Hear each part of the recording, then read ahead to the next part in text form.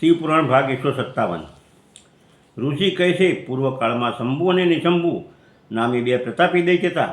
જે બંને ભાઈ હતા એ બંને ચરાચર પ્રાણીઓ સહિત સમસ્ત ત્રિલોકના રાજ્ય પર બળપૂર્વક આક્રમણ કર્યું। એનાથી પીડિત થઈને દેવતાઓએ હિમાલય પર્વતનું શરણું લીધું અને સંપૂર્ણ મનોવાંછિતને આપનારા સર્વભૂતજનની દેવી ઉમાનું સ્તવન કર્યું। દેવતા બોલ્યા, હે મહેશ્વરી દુર્ગે, આપની જય હો।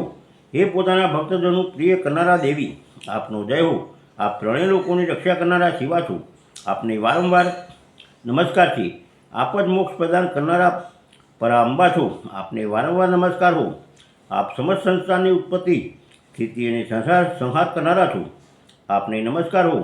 હે કાલિકા અને તારારૂપ ધારણ કરનારા દેવી, આપને નમસ્કાર હો। છિન્નમસ્તા આપનું સ્વરૂપ છે, આપ જ શ્રી વિદ્યા છો, આપને નમસ્કાર છે। હે ભુવનેશ્વરી, આપને નમસ્કાર है। એ ભૈરવ રૂપિણી, આપને નમસ્કાર છે। આપ જ બગલામુખી અને ધુમાવતી છો, આપને વારંવાર નમસ્કાર હો।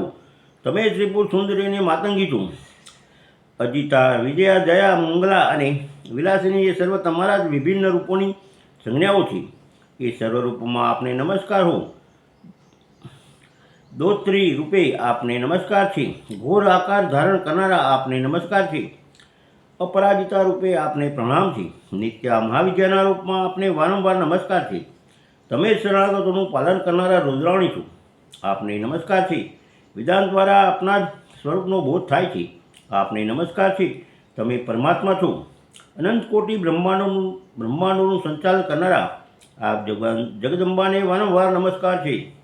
દેવતાઓએ આ રીતે સ્તુતિ કરી ત્યારે વરદાયિની અને કલ્યાણ રૂપિણી ગૌરી દેવી બહુ જ પ્રસન્ન થયા।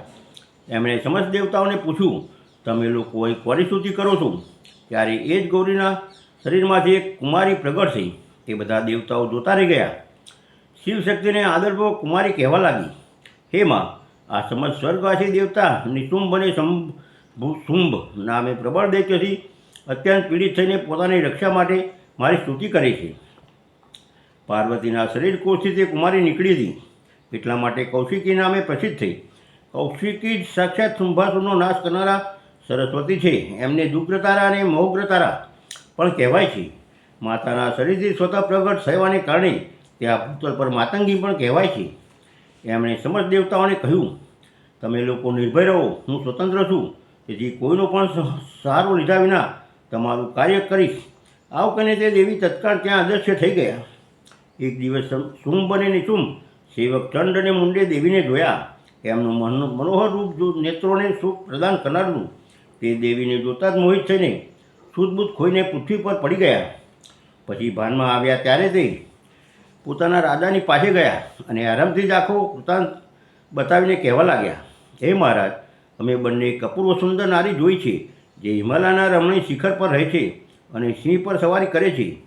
ચંડમુંડની આ વાત સાંભળીને મહાન અસુર શુંભે દેવીની પાસે સુગ્રીવ નામે પોતાનો દૂત મોકલ્યો અને કહ્યું, હે દૂત, હિમાલય પર કોઈ અપૂર્વ સુંદરી રહે છે, તમે ત્યાં જાઓ અને એને મારો સંદેશો કહીને એને યત્નપૂર્વક અહીં લઈ આવો। આજ્ઞા મેળવીને દાનવ શિરોમણી સુગ્રીવ હિમાલય પર ગયો અને જગદંબા મહેશ્વરીને કહેવા લાગ્યો। દૂતે કહ્યું, હે દેવી, દૈત્ય શુંભાસુર પોતાના મહાન બળ અને વિક્રમને લીધે ત્રણેય લોકમાં વિખ્યાત છે। એનો નાનો ભાઈ નિશુંભ પણ એવો જ છે। શુંભે મને તમારી પાસે દૂત બનાવીને મોકલ્યો છે, તેથી હું અહીં આવ્યો છું। હે સુરેશ્વરી, એણે જે સંદેશ આપ્યો છે તે આપ સમય સાંભળો। મેં સમ્રાંગણમાં ઇન્દ્ર વગેરે દેવતાઓને જીતીને એમના સમસ્ત રત્નોનું અપહરણ કરી લીધું છે। યજ્ઞમાં દેવતા વગેરે માટે આપેલો દેવભાગનો હું સ્વયં જ ઉપભોગ કરું છું। હું માનું છું કે તમે સ્ત્રીઓમાં રત્ન છો, સર્વ રત્નોની ઉપર સ્થિત છો, એટલા માટે કામજનિત રસની સાથે મને અથવા મારા ભાઈનો અંગીકાર કરો। ભાગ 157 પૂરો।